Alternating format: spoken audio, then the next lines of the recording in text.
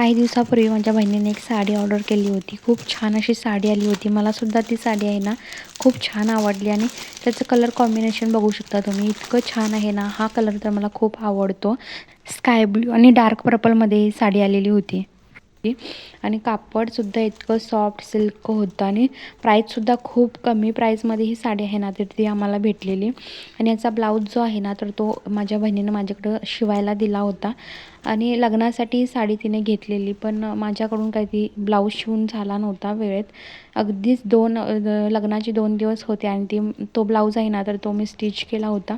Blouse तर खूप छान झाला होता, पण अर्धवटच राहिला होता. आणि त्याच्यानंतर तिच्याकडून मी हा ब्लाऊज आहे ना तर तो मागून घेतला आणि नंतर कंप्लीट करून तिला दिला.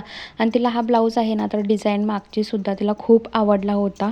प्रिन्सेस कटमध्ये हा ब्लाऊज मी स्टिच केला होता आणि पफ स्लीव्ज आहेत ना तिला पाहिजे होते तसे, आणि तसाच ब्लाऊज भेटला. इतकंच काय तिला टायमिंगमध्ये ब्लाऊज तेवढा भेटला नाही.